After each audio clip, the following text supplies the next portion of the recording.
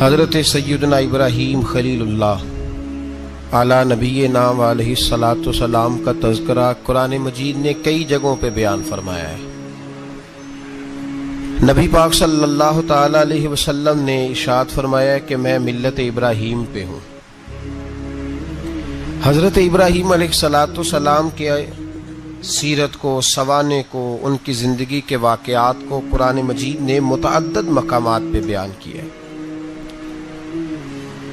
انبیاء کرام علیہم السلام 1,24,000 کم و بیش ہوئے، لیکن دین اسلام میں نبی پاک علیہ السلام کی امت میں جو مقام حضرت ابراہیم کا ہے وہ بس انہی کا ہے۔ ان کی زندگی ایک بڑی خوبصورت، بڑی منفرد اور مسلمانوں کے لیے بڑی اسوہ نور دینے والی زندگی ہے۔ نبی پاک صلی اللہ علیہ وسلم نے فرمایا میں اپنے باپ حضرت ابراہیم کی دعا بن کے دنیا میں آیا ہوں۔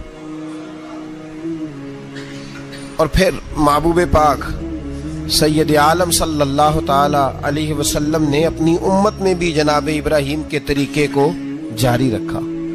صحابہ نے قربانی کے بارے میں حضور سے پوچھا، ما ہذہ الاضحیہ، یا رسول اللہ صلی اللہ علیہ وسلم یہ قربانی کیا ہے؟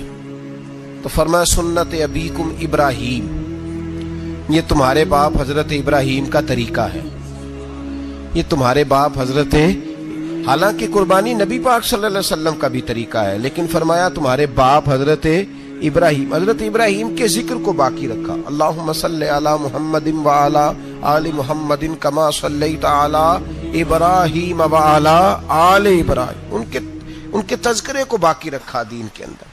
حضرت ابراہیم بڑی امتیازی شان والے نبی ہیں، بڑی امتیازی شان والے۔ رب کریم کا وہ دوست جس نے کوئی چیز بچا کے نہیں رکھی، ہر شے ہی اپنے رب کی بارگاہ میں پیش کر دے۔ چند چیزوں سے انسان کو بڑا پیار ہوتا ہے، گھر اسے بڑا پیارا ہوتا ہے۔ وہ بڑا خوبصورت ہوٹل، 5 سٹار ہوٹل میں رہا، وہ اسلام آباد گیا، کسی سفر پہ گیا تو بڑے اعلیٰ قسم کے اس کو کھانے ملے، بڑی چیزیں ملی، لیکن کبھی دائیں کروٹ کبھی بائیں کروٹ۔ تو ساتھ بیڈ پہ دوست تھا تو اس نے کہا صاحب سو جاؤ، تو اس نے کہا یار جو مزہ اپنے گھر میں سونے کا ہے وہ کسی اور جگہ تھوڑی ہے۔ گھر بڑا پیارا ہوتا ہے، انسان لگاؤ ہوتا ہے، جس بے تکلفی سے، سکون سے، آرام سے انسان اپنے گھر میں وقت بتاتا ہے، کہیں اور مشکل ہو جاتا ہے۔ دوسرا، انسان کو اولاد بڑی پیاری ہوتی ہے، بڑی عجیب شے، نہ ہو تب بھی بڑا دکھ ہے، اور ہونے کے بعد بھی اس کی بڑی آزمائشیں، یہ بڑی ایک میٹھی چیز ہے۔ اولاد ایک بڑا عجیب سا میوہ ہے، پتہ نہیں یہ کس انجیکشن کا نام ہے کہ چھاتی پر چڑھ جائے تو اللہ سکون عطا فرما دیتا ہے، پتہ نہیں کس ٹھنڈی دولت کا نام رب کریم نے اولاد رکھا ہے، بڑی پیاری ہوتی ہے اولاد۔ پھر تیسری چیز انسان کی اپنی جان ہے، اور یہ اتنی قیمتی شے ہے کہ اللہ کریم نے فرمایا کہ اگر تیری گردن پہ کوئی آدمی پستول رکھ کے، تلوار تیرے گلے پہ رکھ کے کہے نا کہ رب کا انکار کر دے ورنہ مار دوں گا، تو فرمایا وقتی طور پہ میری ذات کا انکار کر پر جان بچا جا۔ اگر تم مرنے کے قریب ہو گیا ہے اور حرام شے کھائے بغیر تو بچ نہیں سکتا، مر جائے گا، تو فرمایا چل تو اس طرح کر حرام کھا کے جان بچا، پر جان بچانا فرض ہے، ضروری ہے۔ وطن بڑا پیارا، اولاد بڑی پیاری، جان بڑی پیاری، پر حضرت ابراہیم سے رب کریم نے فرمایا چل ابراہیم کوئی چیز دے، تو کہا یا اللہ تینوں ہی تیرے نام پہ قربان کرتا ہوں، تیری ہوئی ساری، ہر شے تیری۔ حضرت ابراہیم نے دین کے لیے، آپ شہر بابل کے قریب پیدا ہوئے تھے، وہاں سے مصر آئے، مصر سے فلسطین آئے، اور فلسطین سے آ کر کے کعبہ آباد فرمایا۔ زندگی سفروں میں گزری، سفر ایک تکلیف والی چیز ہے، پر حضرت ابراہیم نے وطن چھوڑ دیا، گھر چھوڑ دیا۔ جان بڑی عزیز ہوتی ہے اصل میں نا، جب انسان جد و جہد کرتا ہے نا دین کے لیے تو اس کے رستے میں بڑی چیزیں آتی ہیں، کبھی اولاد، کبھی گھر، کبھی باہر، کبھی حکومتیں، کبھی سیاستیں، کبھی چدراہٹیں، اس کے راستے میں بڑا کچھ آتا ہے اور اسے ہر چیز کو فیس کرنا پڑتا ہے. گھر کے اندر بھی جنگ ہوتی ہے اور گھر کے باہر بھی لڑائی ہوتی ہے. یہ آسان ہے ہی نہیں. ہم تو خیر ہتھیار چھوڑ کے پھینکنے والے لوگ ہیں، ہم بھولے بھالے لوگ ہیں. ہم کہتے ہیں میں نے تو کہا تھا مہندی نہ کرو، پر بیٹے نہیں مانے، بولے جو ہوئے. اسی طرح حالانکہ اگر وہ بیٹا کہے نا کہ ابا جی لاؤ زندگی میں سارا کچھ میرے نام کرو، تو پھر ہم بولے نہیں ہوتے اور اس وقت ہم تیز ہوتے ہیں، کہتے ہیں یہ کیسے ہو سکتا ہے، ہاتھ کاٹ کے دے دوں. اس وقت نہیں. دین کے معاملے میں بولے ہوتے ہیں. بیٹا بد مذہب کے پاس جا رہا ہے تو اس وقت ہم بولے بھالے ہیں، کوئی عرض نہیں. لیکن اگر وہ اپنی پسند کی شادی کرے ہمیں کراس کر کے، پھر ساتھ ہی ہم تیز ہو جاتے ہیں. تو حضرت ابراہیم نے جب دین کے لیے نکلے تو جد و جہد کی، گھر کے اندر بھی گھر کے باہر بھی. آپ کے والد کا نام طارق ہے، وہ توحید پرست تھے، ایماندار تھے، پرہیزگار تھے. آپ کے چچا کا نام آزر ہے، وہ بت پرست تھے، بت بیچا کرتے تھے. حضرت سیدنا ابراہیم علیہ السلام جب میدان عمل میں نکلے تو حضرت ابراہیم علیہ السلام نے اپنے گھر سے جہاد شروع کیا. لڑنا پڑا. گھر کے اصولوں سے، چچا نے جو رواج بنائے ہوئے تھے اس رواج سے ٹکرائے. فرمایا میں اپنے گھر کے اندر یہ بت پرستی نہیں ہونے دیں گا. چچا کو ایک دفعہ نہیں، بار بار 100 دفعہ سمجھایا. آپ کا چچا بت بنا کے بیچا کرتا تھا. حضرت ابراہیم علیہ السلام تھوڑے بڑے ہوئے تو کہنے لگا کہ چلو میرے ساتھ، تم بھی بت بیچنے ہیں، ہمارا کاروبار ہے. حضرت ابراہیم ساتھ نکلے تو بت پکڑا ہے. گندے پانی کے اندر اس بت کو ڈبوتے ہیں، کہتے ہیں کسی نے خریدنا ہے تو خرید لو، نہ یہ نفع دے سکتا ہے نہ نقصان دے سکتا ہے. جو اپنا آپ نہیں بچا سکتا تمہیں کیا بچائے گا، خریدنا ہے تو خرید لو. چچا کہنے لگا تو کاروبار چمکا رہا ہے کہ تباہ کر رہا ہے. گھر میں بڑے معاملات خراب ہوئے، جھگڑے ہوئے، لیکن حضرت ابراہیم علیہ السلام ایک منٹ کے لیے بھی اپنے گھر کے اندر بھی کمپرومائز کرنے کو تیار. یہ تھوڑا مشکل میں نے پہلو چھیڑ دیا ہے، یہ تھوڑا مشکل پہلو چھیڑ دیا ہے. تھوڑا سمجھدار آدمی ہے پر بیوی سے پردہ نہیں کرا سکتا. سیانا ہے، پنچایت کا بندہ ہے، جو اس سے آپ کہیں گے وہ بات یہ سنائے گا، لیکن کہتا ہے نہیں جی میں نے کوشش کر لی ہے. کس قسم کی کوشش ہے صاحب، یہ کیسے ہو گیا؟ حضرت ابراہیم علیہ السلام نے گھر کے اندر سے فرمایا نہیں کرنے دوں گا. گھر کے اندر بھی ٹکرائے. فرمایا تم جو بھی ہو، پاش پاش کیا چچا کے اصولوں کو. اور باہر جب نکلے تو صرف علاقے کے چیئرمین سے نہیں ٹکرائے، ایم پی ایم این اے وزیر مشیر سے نہیں ٹکرائے. سپر پاور نمرود دنیا کا واحد حکمران تھا اس وقت، دوسرا کوئی حکمران ہی نہیں تھا. اکیلے حکمران سے جا کر ٹکرائے. کوئی ساتھ فوج نہیں تھی، کوئی ساتھ ان کے طاقت بظاہر دنیا داری کی کوئی نہیں تھی، پر حضرت ابراہیم جا کے ٹکرائے. اور میرے رسول پاک صلی اللہ علیہ وسلم نے سند بیان کی. فرمایا افضل الجہاد کلمۃ الحق عند سلطان الجابر. فرمایا سب سے افضل جہاد یہ ہے کہ تو ظالم بادشاہ کے سامنے کھڑے ہو کے حق بات بیان کر دے. یہ سب سے بڑا جہاد ہے. یہ سب سے افضل الجہاد کلمۃ الحق عند سلطان الجابر، سب سے بڑا جہاد. حضرت ابراہیم کھڑے ہو گئے، سپر پاور سے ٹکرائے. یہاں ہم لوگ حکمتوں کا شکار ہیں، دیکھیں گے، کریں گے، سوچیں گے. اور مولوی صاحب کو ویسے کہتے ہیں آپ پرہیز کریں سیاسی باتوں سے. بھئی اللہ کے ہر نبی نے جا کے وقت کے ظالم حکمران کو لتاڑا ہے، للکارا ہے. یہ تو مشن انبیاء ہے. حضرت سیدنا ابراہیم علیہ السلام نے جو اس کو جا کے کہا کہ تو جھوٹ بولتا ہے، تو جھوٹا ہے، تو خدائی کا دعویٰ کرتا ہے، تو بہت بڑا ظالم ہے. اور قرآن مجید نے اس ساری بات کو بیان فرمایا. حضرت ابراہیم علیہ السلام سے کہنے لگا میں رب ہوں. تو آپ نے فرمایا میرا رب تو وہ ہے جو زندہ کرتا اور مارتا ہے. تو پھر آپ حق بات بیان کریں گے تو اللہ مارے گا کہ بندہ مارے گا؟ کچھ بھی نہیں ہوتا، کیونکہ زندگی موت کس کے ہاتھ میں ہے؟ اللہ کے ہاتھ میں. زندگی موت اللہ، کچھ بھی نہیں ہوتا. انسان صحیح سمت کا تعین کرے اور صحیح چلے.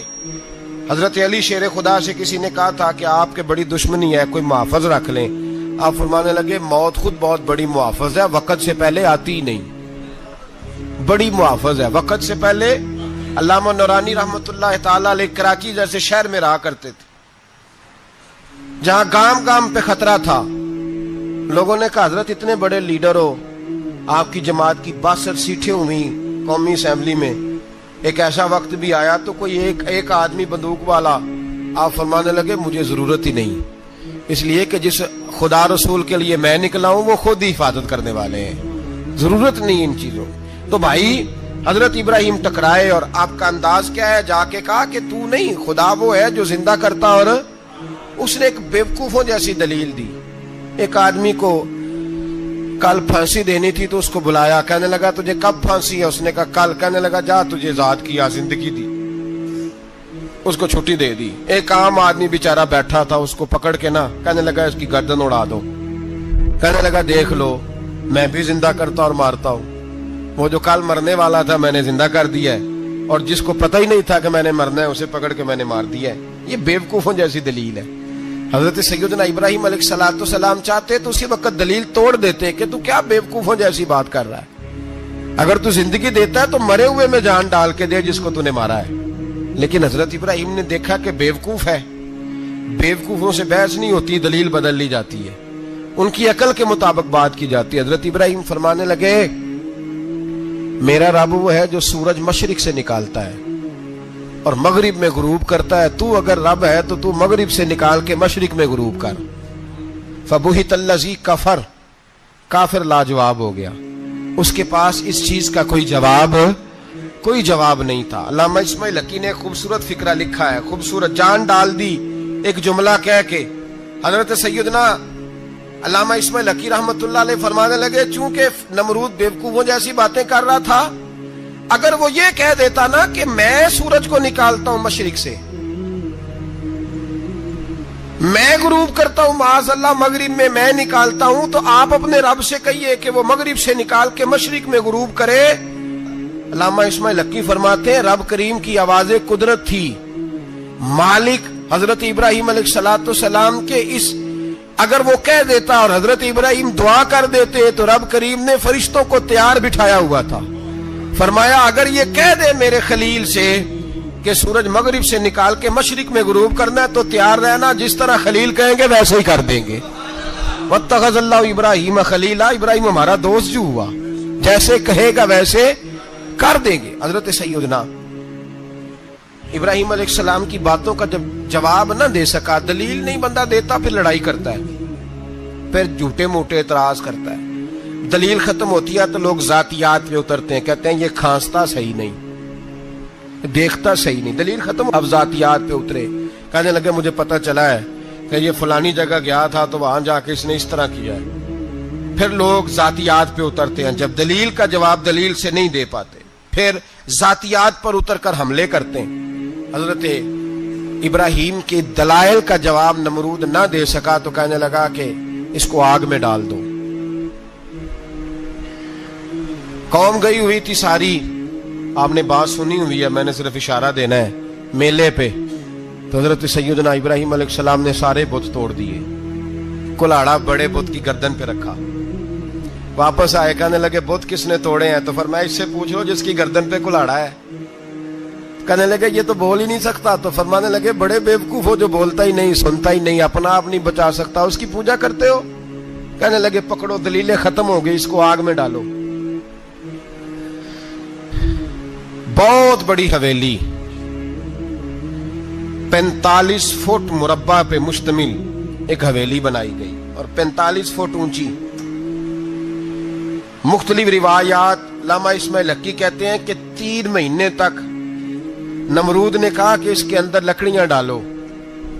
लोग पूछने लगे कितनी दुनिया जलानी है? कहने लगा बंदा तो एक जलाना है, पर बंदा बड़ा तगड़ा है, एक बंदा। 3 महीने लकड़ियां डाली गईं। और लोगों की जो तुहम्मात होती है ना, वो बड़ी अजीब होती हैं। तुहम्मात मैंने बड़ी तफसील से रमजान मुबारक में गुफ्तगू की थी। बदशगुनी, तुहम्मात लोग लेते हैं, उस वक्त भी लोग तुहम्मात का शिकार हो गए। अकीदा बिगड़ जाता है तो वो अजीबो गरीब बातें करने लगता है, तुहम्मात का शिकार हो गए। बीबियां नजर मानती, मैं बीमार हूं, अगर सही हो गई तो इतने मन लकड़ी दूंगी हजरत इब्राहिम की आग जलाने के लिए। एक औरत लेके जा रही है लकड़ियां, तो एक नेक दिल आदमी ने उससे पूछा कहां जा रही हो? कहने लगी मैंने मन्नत मानी थी तो हजरत इब्राहिम अलैहिस्सलाम को माज़ अल्लाह जलाने के लिए लकड़ियां लेके जा रही हूं, तो वो रब करीम के बंदे कहने लगे तू ढूंढती रहेगी, तुझे वो जगह मिलेगी नहीं। वो बीबी कई महीने घूमती रही, जगह ही नहीं मिली जहां लकड़ियां डालनी, मारी गई। तो हम्माद का शिकार हुए बहुत सारे लोग। तो हम्माद का भाई, तो हम्माद दीन के अंदर मना है। तो हम्माद दीन में कोई नजर मानना, कोई किसी बुजुर्ग के मजार पे जाके साले सवाब के लिए कोई चीज मानना, ये तो दुरुस्त हुआ। लेकिन गैर शरी नजरें मान लेना कि मैं आग के गिर्द चक्कर लगाऊंगा, मैं जनाब वहां जाके ये वाला तमाशा करूंगा, मैं धागा बांधूंगा, मैं रस्सा काटूंगा, मैं वहां गंदे औं से पानी पीऊंगा, इनकी शरीयत इजाजत, ये तो हम बात है, बदशगुनी है। दीन में इनकी कोई गुंजाइश। आप नजर मानने से पहले भी किसी आलिम से राब्ता करें कि मैं मन्नत मांगने लगा हूं तो कैसे माननी चाहिए, इसका तरीका पूछें। ऐसे ही गलत चीज की मन्नत थोड़ी मान ली जाएगी। 12 लामदाम बरसरे मतलब हजरत इब्राहिम के लिए आग जलाई गई, 45 फुट ऊंची आग है, परिंदा भी ऊपर से गुजरता है तो नीचे गिर जाता है जल के। इतने दिन लगा के आग जलाई गई, अब हजरत इब्राहिम को जलाया जाने लगा है। यहाँ तो मौजे है ना, जो किसी इदारे का सरबराह है उसके लिए मौज है, किसी जगह ऑफिसर बन गया तो मौज है, पीर साहब के लिए मौज है, अल्लामा साहब के लिए मौज है, खतीब साहब के लिए मौज है। जलना किसको पड़ता है? वाली कोई नहीं रहा इल्ला माशाअल्लाह। वो लोग गुजर गए जो तकलीफें सह के काम करते थे, गुजर गया जमाना। हजरत सैयदना इब्राहिम अलैहिस्सलाम को जलाया जाने लगा है, तो अब इतनी बड़ी आग है तो डाले कैसे? शैतान ने तजवीज दी कि मंजनीक बनाओ, मंजनीक, बड़े बड़े बांस बांध के उनके नीचे रस्सा बांधो। वो जिस तरह झूलने के लिए झूला बनाया जाता है, इस तरह एक मंजनीक पुराने जमाने में उसमें पत्थर रख के फेंके जाते थे दुश्मनों पे। वो मंजनीक बनाई गई कि दूर से हजरत इब्राहिम को फेंकेंगे। हाथ हजरत इब्राहिम के बांध दिए, पांव मुबारक बांध दिए, पूरी जमीन पे एक नाम लेने वाला खुदा का, और उसको आज रस्सियों में जकड़ा हुआ है। जब फेंका जाने लगा ना आग में, हूरे रोने लगी, फरिश्ते तड़पने लगे, ए अल्लाह ये क्या होने लगा है? एक तेरा खलील और वो भी आग में। फरमाया जाओ जाके उससे कहो अगर तुम्हारी मदद लेता है तो उसे बचाओ। हवा का फरिश्ता आया, कहा इब्राहिम अगर तू कहे।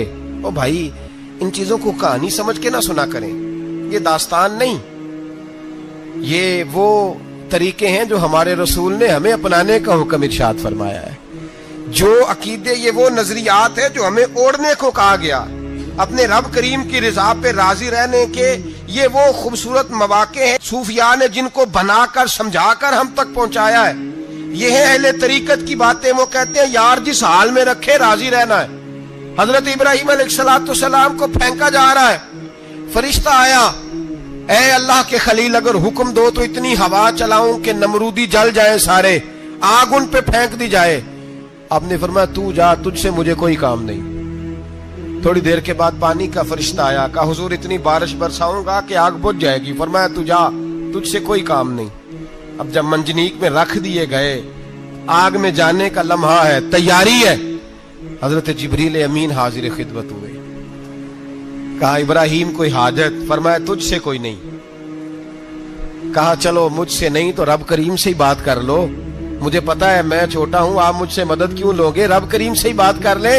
तो हजरत इब्राहिम कहने लगे जिब्रील ये बता, रब को नहीं पता उसका खलील किस हाल में है? उसे नहीं पता मैं किस हाल में हूं, मेरे हाथ बंधे हैं, पैर बंधे हैं आग में, उसे नहीं पता। बताया तो उसे जाता है जिससे खबर ना हो। तो अगर उसे पता है तो अगर वो जलाने पे राजी है तो मैं भी जलने को तैयार हूं, मैं तैयार हूं, मैं तैयार हूं। उसे कहो ठीक है। हजरत सैयदना इब्राहिम अलैहिस्सलाम को मंजनीक में डाल के जो फेंका आग में, या नारुकुनी बरदम व सलामन अला इब्राहिम, अल्लाह ने फरमाया ए आग मेरे इब्राहिम पे ठंडी भी हो जा और सलामती वाली भी हो जा। हजरत इब्राहिम को दो फरिश्तों ने बिठा दिया जमीन पे, फूल खिले हैं, कौंपले महक रही हैं, कलियां खुशबू दे रही हैं। हजरत इब्राहिम ने सर सजदे में रख दिया, सुबहान अल्लाह वल्हम्दुलिल्लाह वला इलाहा इल्लल्लाह वल्लाहु अकबर। हजरत इब्राहिम अल्लाह की तस्बीह पढ़ने लगे, रब करीम का शुक्र बजा लाने लगे। निकले वहां से, कुछ दिन गुजर गए, निकले, हुक्म हो गया इब्राहिम इलाका छोड़ दो। हजरत इब्राहिम अलैहिस्सलाम वहां से निकल के मिस्र आए, चचा के पास ठहरे। انہوں نے اپنی بیٹی جناب سارہ کا نکاح کر دیا. کچھ آگے بڑھے تو ایک ظالم بادشاہ سے ٹکرائے. اس نے ایک شہزادی ایک بادشاہ کی بیٹی قید کی ہوئی تھی, جناب ہاجرہ نام تھا. ان کو قید سے چھڑا کے ساتھ لائے. حضرت لوط علیہ السلام بھی ساتھ. یہ 4 لوگوں کا قافلہ چلا. فلسطین میں جا کے پڑاؤ ڈالا, گھر بار چھوڑا, تبلیغ شروع ہوئی. حضرت ابراہیم کے گھر میں 2 خواتین ہیں, ایک آپ کی بیوی ہیں, ایک حضرت ہاجرہ ہے. اولاد کوئی نہیں. بڑا میوہ ہے میٹھا. گھر وہی آباد ہوتا ہے جس میں بچے روتے ہیں.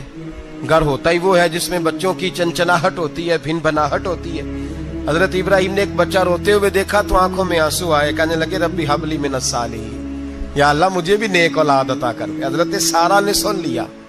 کہنے لگی ابراہیم شاید میرے بطن سے تو آپ کو نصیب نہیں, ہاجرہ سے نکاح کر لو. جناب ہاجرہ سے نکاح ہوا. اللہ تو بڑا بے نیاز ہے. رب کریم نے حضرت اسماعیل جیسا خوبصورت بیٹا عطا فرمایا. بیٹا کالا سیاہ بھی ہو تو سینے کی ٹھنڈک ہوتا ہے, پر یہ تو وہ بیٹا ہے جس کی پیشانی میں نور محمدی چمکتا ہے صلی اللہ علیہ وسلم. حضرت سیدنا اسماعیل علیہ اتنے خوبصورت. اب جس بیوی کے ہاں بیٹا تھا, بیٹھنا اٹھنا بھی زیادہ اس کے پاس, آنا جانا بھی اس کے پاس, توجہ ادھر ہو گئی. جناب سارہ رشک کرنے لگی. ایک دن کہنے لگی اسے چھوڑ آ جنگل میں, وادی غیر ذی زرع, مکے کے پاس. بھائی ایک بیٹا عالم دین بنا لو. کہنے لگا روٹی کہاں سے کھائے گا؟ تیرے 5 بیٹے ہیں, کو حافظ قرآن بنا, کہتے روٹی کہاں سے کھائے گا؟ وہ بچہ بھی کہتا ہے میں کہاں سے کھاؤں گا. حضرت ابراہیم علیہ السلام تو چند مہینے کا بچہ چھوڑ آئے, تو کہاں سے روٹی کھائی حضرت اسماعیل نے؟ کہاں سے کھائی ان کی اماں نے روٹی؟ بھوکے مر جاتے ہیں یہ سارے. میں بڑی ذمہ داری سے کہا کرتا ہوں کہ جتنی خوبصورت روٹی اللہ کریم دین کے خادموں کو عطا کرتا ہے شاید کسی اور کے نصیب ہوتی ہو, لیکن ہم لوگ توجہ ہی نہیں کر رہے. ہمارا ذوق ہی نہیں بن رہا. ہم یہ محنت ہی نہیں کر رہے کہ قوم کو مستند علماء کی ضرورت ہے. علاقوں کے علاقے خالی ہیں, ادھر ہمارا مزاج ہی نہیں بن رہا, توجہ ہی نہیں دین کی خاطر. اور پھر چلے بچے تو بعد کی بات ہے نا, جو ابھی خود جوان ہے وہ بھی یہ دعا. ایک صاحب مجھے کہنے لگے میں دعا مانگ رہا ہوں اللہ مجھے بیٹا دے تو میں اسے دین پہ لگاؤں گا. تو میں نے کہا آپ بھی بوڑھے نہیں ہوئے, آپ خود ہی لگ جائیں. بیٹا تو ابھی آئے گا تو لگے گا نا. تو آپ تو اس وقت ہے تو آپ تو پہلے لگے نا صاحب. 2 گھنٹے تو نکال کے آئے, دین سیکھنے کو کافی ہے. آپ اتنی لمبی سوچ رہے ہیں کہ بچہ آئے گا تو بڑا ہوگا تو وہ جائے گا تو دیکھی جائے گی. ابھی تو آپ ہیں تو آپ تو آؤ. حضرت ابراہیم نے بچہ وہاں چھوڑا. یہاں سے جو عمرہ کرنے لوگ جاتے ہیں نا, جو حج کرنے جاتے ہیں, ان کو پتا ہے کہ وہاں دنیا کی ہر نعمت ملتی ہے, پھر بھی ڈبل ٹرپل پیسے لوگ جیبوں میں ڈال کے جاتے ہیں. حضرت ابراہیم جب وہاں لے کے گئے تو کوئی انسان نہیں تھا, پانی کا قطرہ نہیں تھا. 2 کلو کھجوریں, ایک مشکیزہ. بیوی کو تھمایا. ہمارے گھر میں ہزاروں چیزیں پڑی ہیں, لیکن وہ جو توکل ہے نا وہ ختم ہو گیا ہے. اللہ دے گا, حلال حلال پہ قناعت کرے, جائز جائز پہ بھروسہ کرے, رب کریم عطا کرنے والا ہے. وہ مزاج ختم ہو گیا. حضرت سیدنا ابراہیم علیہ السلام 2 کلو کھجوریں, ایک مشکیزہ پانی کا دے کر کے, اور وہاں بٹھایا آپ نے اپنے بچے کو اور اپنی زوجہ جناب ہاجرہ کو, اور بٹھا کر کے یہ واپس پلٹنے لگے. تو حضرت ہاجرہ سلام اللہ علیہ نے آواز دی, کہا ابراہیم کس کے سہارے پہ چھوڑ کے جا رہے ہیں؟ جہاں آب زمزم کا کنواں ہے نا, جو لوگ گئے ہیں انہوں نے صفا مروہ کی صحیح کی ہے, صفا مروہ سے باہر نکلے نا, سرکار کی ولادت کا مقام ہے, اس جگہ پہ آب زمزم کا کنواں تھا. وہاں حضرت سیدنا ہاجرہ کو بٹھایا. کوئی چیز نہیں, کوئی درخت نہیں, کوئی کھیت نہیں, کوئی پانی نہیں, کوئی کنواں نہیں. وہاں بٹھایا اور بٹھا کر کے نکلنے لگے تو جناب ہاجرہ فرمانے لگی ابراہیم کس کے سہارے پہ چھوڑ کے جا رہے ہو؟ کہنے لگے اللہ کے سہارے پہ.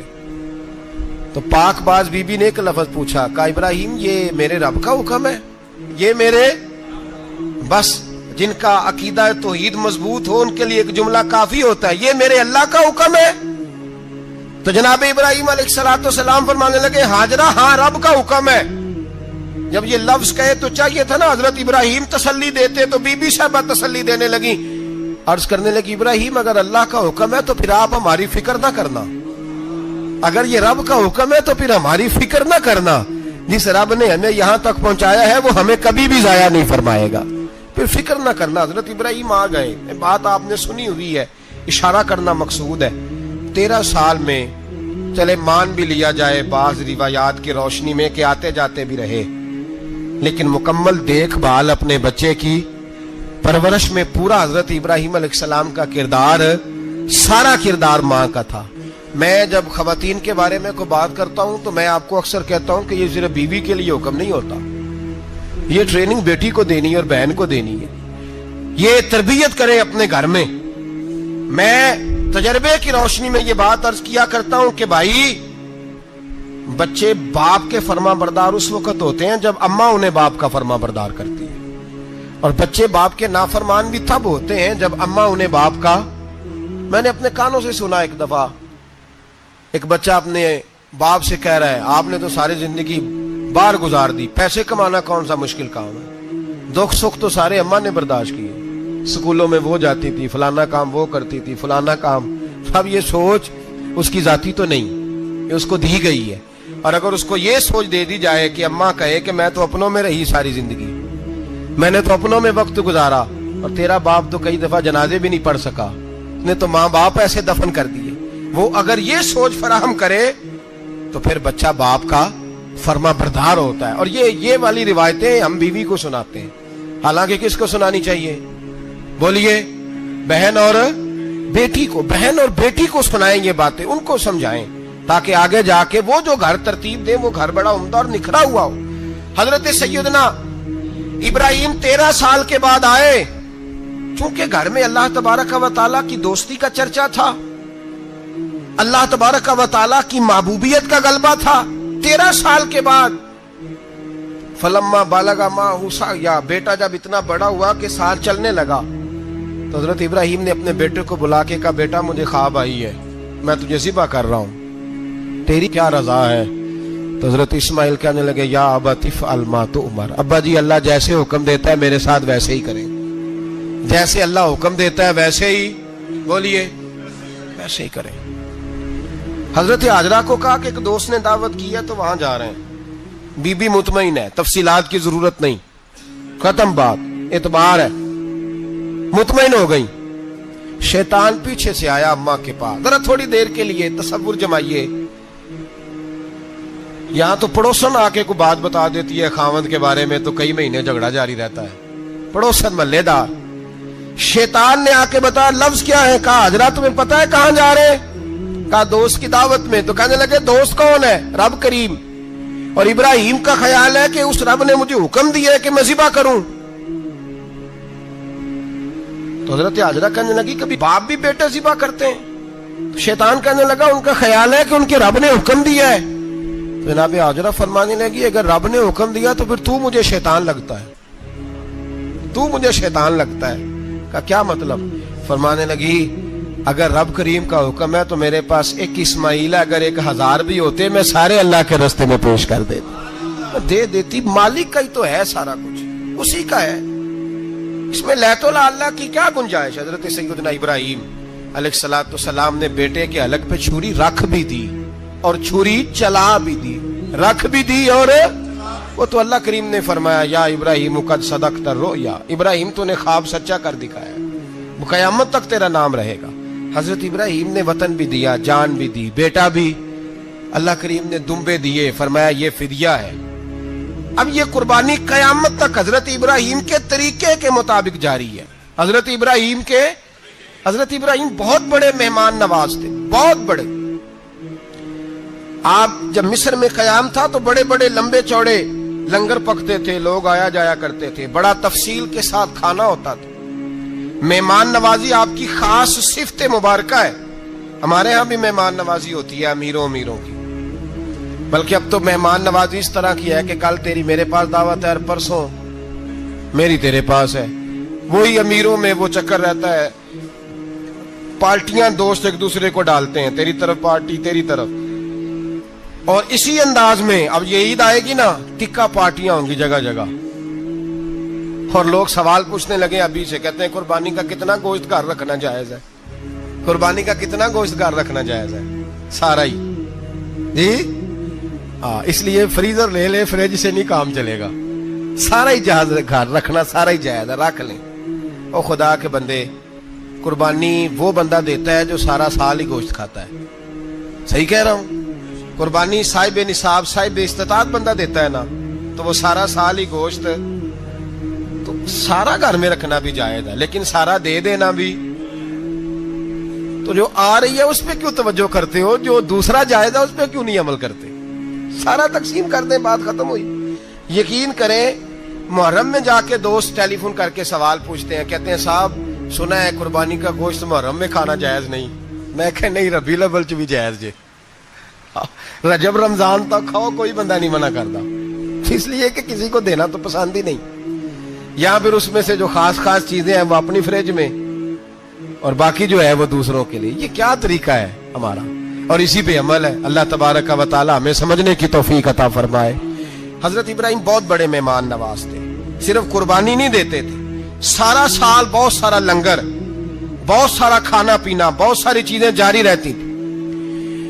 اور جتنے غریب لوگ تھے فلسطین کے، ان کو پتا تھا کہ حضرت ابراہیم علیہ السلام کا لنگر جاری ہے فلسطین میں جب آپ کا قیام تھا۔ ایک دفعہ ڈھیروں مہمان آ گئے اور کھانے کو کوئی چیز نہیں۔ حضرت سارہ اور جناب ہاجرہ دونوں اس وقت موجود تھیں۔ وہ کہنے لگی ابراہیم بہت سارے مہمان آ گئے تو کیا کریں؟ جناب سارہ کہنے لگی کس طرح کر کے ان کی مہمان نوازی کرنی؟ اور حالات یہ ہیں کہ قحط پڑا ہوا ہے فلسطین میں، مصر میں، دور دراز علاقوں میں۔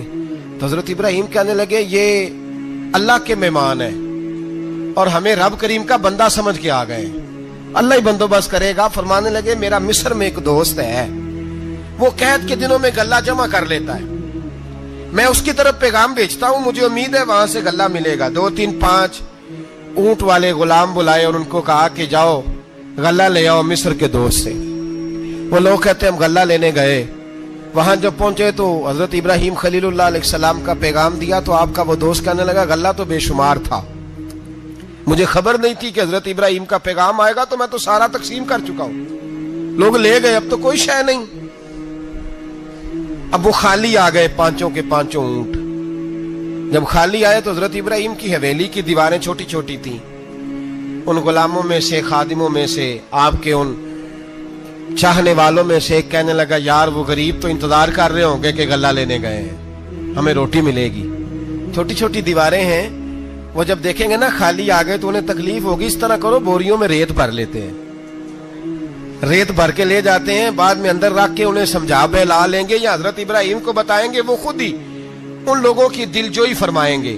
اب غلہ کی جگہ ریت بھر کے اونٹوں پہ رکھ کے لائی گئی، لا کے بوریاں جب رکھ دی گئیں، حضرت ابراہیم علیہ السلام دوپہر کے وقت آرام فرما رہے تھے، بی بی سارہ اٹھی، کہتی ہیں جب میں نے دیکھا نا کہ بوریاں پہنچ گئی ہیں تو گئی، غلام کو ساتھ لیا اور اس کو جب کھولا نا تو کہتی اتنی حسین گندم میں نے پہلے کبھی دیکھی نہیں تھی، اتنا پیارا دانا میں نے کبھی ملاحظہ ہی نہیں کیا تھا۔ فرماتی ہیں جب اس کو پیس کر چکی میں روٹیاں پکائیں تو خوشبو دور دور تک پھیل گئی، اعلیٰ غذا بنی، بڑے بڑے کھانے بیبیوں نے مل کے پکائے، چن دیے گئے۔ حضرت ابراہیم اٹھے تو لوگ کھانا کھا رہے، سجدہ شکر ادا کیا، اور جب سجدے میں گئے تو وحی آنے لگی، پھر رونے لگے۔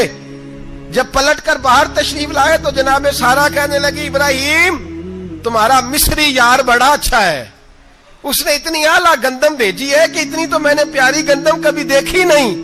جناب ابراہیم مسکرائے، فرمانے لگی سارہ یہ مصری یار نے نہیں بھیجی، یہ میرے عرشی یار نے بھیجی ہے، یہ میرے عرشی یار نے بھیجی ہے۔ بھائی مہمان نوازی مزاج تھا، ہاتھ لٹا دینا مزاج تھا، دوسروں کی اشکشوئی مزاج تھا۔ حضرت ابراہیم علیہ السلام کا طریقہ ہے قربانی، حضور نے ان کا طریقہ بیان کیا۔ اگر سال کے بعد قربانی دینا ان کا طریقہ ہے تو سارا سال غریبوں کو روٹی دینا بھی حضرت ابراہیم کا طریقہ ہے، سارا سال غریب کی نوکری کرنا یہ بھی حضرت ابراہیم کا طریقہ ہے، بھوکے کو کھانا کھلانا یہ بھی۔ میرے مصطفیٰ کریم سید عالم صلی اللہ علیہ وسلم سے صحابہ نے پوچھا حضور بہترین مسلمان کون ہے؟ بہترین مسلمان؟ تو حضور نے فرمایا جو سلام لینے میں پہل کرے اور غریب کو روٹی کھلانے میں سب سے اچھا ہو، وہ بہترین مسلمان ہے، زبردست مسلمان۔ ہمارے ہاں دعوتیں ہوتی ہیں تو امیروں کی، افطاریاں ہیں تو امیروں کی، اور میرے مصطفیٰ کریم علیہ السلام نے فرمایا بدترین دعوت ہے جس میں امیر بلائے جائیں غریب نہ بلائے جائیں، وہ بدترین دعوت۔ حضرت ابراہیم کا طریقہ رہا ساری زندگی مہمان نوازی.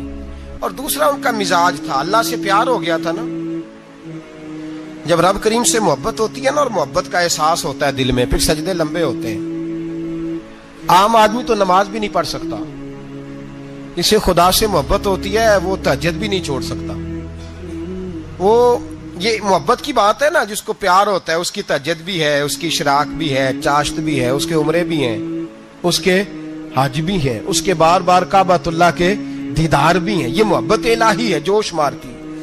ان لوگ سجدہ کرتے ہیں تو اٹھتے ہی نہیں, اللہ کے بندوں سے پیار کرتے ہیں اللہ کی. حضرت ابراہیم کو رب کریم سے اتنی محبت تھی, اتنا پیار تھا کہ وہ آپ کی زندگی کے ہر پہلو سے چھلکتا تھا. ایک وقت ایسا آیا کہ اللہ تعالیٰ نے حضرت ابراہیم کو بہت زیادہ مال عطا فرمایا. اتنے اونٹ گنے نہیں جاتے, گائیں اتنی زیادہ کہ شمار نہیں ہوتی, بکرے بکریاں اتنی زیادہ کہ شمار, بہت زیادہ مال اللہ نے عطا فرمایا. اور ابھی کچھ عرصہ پہلے آپ پیچھے جائیں نا تو جو لفظ مال تھا وہ روپے پہ تو بولا ہی نہیں جاتا تھا, وہ جانوروں پہ بولا جاتا تھا. بہت زیادہ مال اللہ نے دیا, بکریاں, گائیں, اونٹ, بیل, بڑا کچھ. تو رب کریم نے فرشتوں سے فرمایا کہ واتخذ اللہ ابراہیم خلیلا, ابراہیم میرا دوست ہے. تو فرشتے کہنے لگے یا اللہ جسے اتنا کچھ دیا جائے اس نے دوست تو بننا ہی ہوتا ہے, تو نوازا ہی پڑا ہے, اتنا مال, اتنے کھیت کھلیان, اتنا کچھ. اللہ کریم نے فرمایا جاؤ آزمائش کر لو, امتحان لے لو. فرشتہ امتحان لینے پہنچ گیا. حضرت ابراہیم کے جانور چر رہے ہیں چراگاہ میں, حضرت ابراہیم بھی ہیں, غلام بھی ہیں, بہت بڑا ریوڑ ہے. آپ تشریف فرمائیں. ایک فرشتہ آیا تو کھیت میں چھپ کے بیٹھ گیا اور بلند آواز سے کہنے لگا سبحان اللہ والحمد للہ ولا الہ الا اللہ واللہ. یہ تسبیح بڑی پسند ہے, محبوب نے ان کی فضیلت بیان کی. اب وہ حضرت سیدنا ابراہیم علیہ السلام کھڑے تھے تو وہ کھیت میں بیٹھ کے تسبیح پڑھنے لگا سبحان اللہ والحمد للہ ولا الہ الا اللہ. حضرت ابراہیم کہنے لگے یہ میرے رب کا نام کون لے رہا ہے, بڑی اس کی میٹھی آواز ہے, بڑی کون ہے. ڈھونڈنے لگے, گھومتے گھومتے اس کے پاس چلے گئے, فرشتہ انسانی شکل میں. تو میرے رب کا ذکر کر رہا تھا؟ اس نے کہا میں ہی کر رہا تھا. فرمانے لگے یار ایک دفعہ پھر نہیں کرتا. تو کہنے لگا ابراہیم پہلے تو میں اپنی مرضی سے کر رہا تھا, تو کہتا ہے تو پیسے لگیں گے, پیسے ہیں تو کر دیتا ہوں. حضرت ابراہیم کہنے لگے بول تو کیا لے گا, میرے اللہ کا ذکر سنانے کا کیا لے گا. کہنے لگا جتنی بکریاں آپ چرا رہے ہیں ساری دے دے تو میں اللہ کا ذکر سنا دیتا ہوں. اور آپ نے فرمایا بس جا تیری ساری ہوئی, میرے رب کا ذکر سنا. اور پھر شروع ہو گیا سبحان اللہ الحمد للہ ولا الہ الا اللہ واللہ اکبر. حضرت ابراہیم علیہ السلام کیف میں, یار پھر ذرا سنا, نہ علما وچ پھسا سانو, تو یار دی گل سنا سانو, ذرا دوبارہ سنا. میں پھر سنایا, ایک دفعہ پھر کہا. فرشتہ کہنے لگا بس جی آپ کے پیسے پورے ہو گئے. حضرت ابراہیم کہنے لگے چل ایک دفعہ اور سنا. کہنے لگا پیسے لگیں گے. تو کیا لے گا؟ کہنے لگا گائیں بھینسیں ساری میری. فرمایا بس یار اتنی قیمت, تو سنا صحیح, سارا کچھ ہی تیرا. پھر شروع ہو گیا سبحان اللہ والحمد للہ ولا الہ الا اللہ واللہ اکبر. گائیں دے دیں, بھینسیں دے دیں, وہ ذکر سناتا ہے. حضرت ابراہیم کبھی مچلتے ہیں, کبھی روتے ہیں, کبھی آہیں بھرتے ہیں. تو میرے رب کا نام لے رہا ہے, ذرا پھر سے لے. کیف جاری ہے. کہنے لگا بس بھائی. حضرت ابراہیم فرمانے لگے تو اور لے لے جو لینا ہے, مجھے ذکر سنا. اس نے کہا ابراہیم بکریاں میں لے چکا, گائے بھینسیں میں لے چکا, اونٹ رہ گئے, سارے لے لوں گا پھر ذکر سناؤں گا. فرمایا جا تیرا ہوا تو ذکر سناتا رہ, میں دیتا ہوں. دے دیا, کچھ دیر ذکر کیا تو اب خاموش ہو گیا. حضرت ابراہیم خلیل اللہ علیہ السلام فرمانے لگے ذکر سنا. کہنے لگا ابراہیم اب تیرے پاس دینے کو کیا ہے, ہر چیز تو میں لے چکا. آپ فرمانے لگے یہ گائے بھینسیں بکریاں چرانے کے لیے تجھے کوئی نوکر ملازم بھی تو چاہیے نا. تو اس طرح کر, مجھے رکھ لے, میں روٹی نہیں مانگوں گا, کھانا نہیں مانگوں گا, تو اللہ کا ذکر سناتا رہنا, میں تیرے جانوروں کی نوکری کرتا رہوں گا. حضرت ابراہیم علیہ السلام نے جب یہ کہا نا, فرشتے کی آنکھوں میں آنسو آ گئے. تر دامنی پہ شیخ ہماری نہ جائیے, ہم دامن نچوڑ دیں تو فرشتے وضو کریں. فرشتہ رو پڑا اور کہنے لگا ابراہیم مجھے سینے سے لگاؤ, آپ واقعی اس قابل ہے کہ اللہ آپ کو اپنا دوست بنائے, واقعی اس قابل ہے کہ رب آپ کو اپنا. حضرت ابراہیم علیہ السلام کا خدا سے محبت کرنے کا نرالا انداز. اور میرے بھائی یہی محبت انہیں میرے مصطفیٰ سے بھی تھی۔ ایک نبی گھر بنا رہا ہے، دوسرا بنوا رہا ہے۔ حضرت اسماعیل علیہ السلام پتھر اٹھا اٹھا کے لا رہے ہیں، جناب ابراہیم بنا رہے ہیں۔ جب خانہ کعبہ بن گیا تو کہنے لگے ربنا وابعث فیہم رسولا، اے اللہ اب اسے بسانے کے لیے اپنا آخری رسول بھی عطا فرما۔ نبی پاک فرماتے ہیں میں دعا ہوں حضرت ابراہیم کی۔ یہ قربانی حضرت ابراہیم کا طریقہ ہے۔ حضور نے اگرچہ نبی پاک کی اپنی سنت تھی، یہ بھی کہہ سکتے تھے سنتی و سنت ابیکم ابراہیم، میری سنت ہے اور تمہارے باپ ابراہیم کی سنت ہے، یہ نہیں فرمایا۔ جب صحابہ نے کہا قربانی کیا ہے، فرمایا سنت ابیکم ابراہیم، یہ تمہارے باپ ابراہیم کی سنت ہے۔ ہر صاحب نصاب پر قربانی واجب ہے۔ جو زکوٰۃ کا نصاب رکھتا ہو اس پر قربانی واجب ہے، یعنی ضروریات سے زیادہ اتنے پیسے جتنے پیسوں سے زکوٰۃ فرض ہوتی ہے، اتنے پیسے جس آدمی کے پاس قربانی سے پہلے پہلے آ جائیں اس آدمی پر قربانی کرنا واجب ہے۔ بکرا، چھترا، دمبا 1 سال کا یا دمبا 6 مہینے کا ہو پر اتنا بڑا محسوس ہوتا ہو کہ لگے کہ 1 سال کا ہے، اس کی قربانی ہو سکتی ہے۔ جانور میں کوئی عیب نہیں ہونا چاہیے، اتنا کمزور نہ ہو کہ ذبح جہاں اسے کرنا ہے وہاں وہ چل کے جا نہ سکے، اتنا کمزور جانور نہ ہو، اس کے اندر بظاہر کوئی اتنا بڑا نقص نہ پایا جاتا ہو، کانا نہ ہو، لنگڑا نہ ہو، کوئی اس کی ہاتھ نہ کٹے ہوئے ہوں، ایسا نقص جو واضح ہو۔ بکرا 1 سال کا، گائیں اور بھینس یہ 2 سال کی، اونٹ 5 سال کا۔ اب اس میں یہ ہے کہ ہمارے بہت سارے دوست چونکہ ہم دیہاتی لوگ ہیں تو پوچھتے ہیں کہ دوندا نہیں ہے تو چوگا نہیں ہے، تو یہ ہماری پنجابی کی اصطلاحات ہیں، پنجابی کی۔ شریعت اسلامیہ نے سال بتائے ہیں، یہ تو ہم نے اپنی آسانی کے لیے، یا دیہاتوں میں جو ماحول تھا اس طرح کا جانور لیں، خوبصورت جانور لیں۔ جو نصاب ہے وہ بھی میں نے آپ کو بتایا، لیکن ایک اور پہلو بھی ہے۔ نبی پاک صلی اللہ علیہ وسلم پہ زکوٰۃ کبھی فرض نہیں ہوئی، کبھی حضور پہ زکوٰۃ فرض نہیں ہوئی۔ نبی پاک صلی اللہ علیہ وسلم کے پاس اتنا سرمایہ کبھی اکٹھا ہوا ہی نہیں کہ زکوٰۃ فرض ہو، لیکن نبی پاک کے صحابہ فرماتے ہیں کہ مدینے کے 10 سالوں میں اللہ کے رسول نے ہر سال قربانی فرمائی ہے، ہر سال قربانی دی۔ اور جس سال حضور حج کرنے گئے اس سال اللہ کے نبی نے 63 اونٹ ذبح فرمائے، اور حضور صلی اللہ علیہ وسلم جب اونٹ ذبح کرنے لگتے نا تو صحابہ کہتے ہیں اونٹ خود دوڑ کے حضور کے سامنے آ کے لیٹ جاتا، اور نبی پاک اسے ذبح کرتے اور فرماتے ہیں ایک دوسرے کو دھکے دیتے اونٹ کے، پہلے میں نے جانا ہے ذبح ہونے کے لیے، پہلے میں نے، انہیں پتا تھا کہ جو مصطفیٰ کے ہاتھوں ذبح ہوگا وہ تو دائمی زندگی پا جائے گا، یہاں بھی وہاں بھی زندہ۔ 63 اونٹ ذبح کیے۔ ایک اونٹ میں کتنی قربانیاں ہوتی ہیں؟ 7۔ اب 63 کو 7 سے ضرب دو گے تو کتنی بنے گی؟ اور پھر نبی پاک صلی اللہ علیہ وسلم نے 10 سال مدینہ منورہ میں قربانی دی، ہر سال۔ اب وہ 63 اونٹ، ایک اونٹ میں 7 قربانیاں، ہر سال یہاں قربانی۔ اور مولا علی شیر خدا فرماتے ہیں نبی پاک 2 قربانیاں دیتے۔ میں نے کہا حضور 2 جانور ذبح کر رہے ہیں آپ، تو حضور نے فرمایا ایک میری طرف سے، ایک میری امت کی طرف سے، غریبوں کی طرف سے۔ اور حضرت علی کو حضور نے وصیت فرمائی تو 2 دیا کرے گا۔ یا رسول اللہ صلی اللہ علیہ وسلم میں غلام ہوں، خادم ہوں۔ حضور نے فرمایا علی ایک تو نے اپنی دینی ہے، ایک میری طرف سے دینی ہے۔ 2 قربانیاں۔ مولا علی نے بھی ساری زندگی 2 قربانیاں دی۔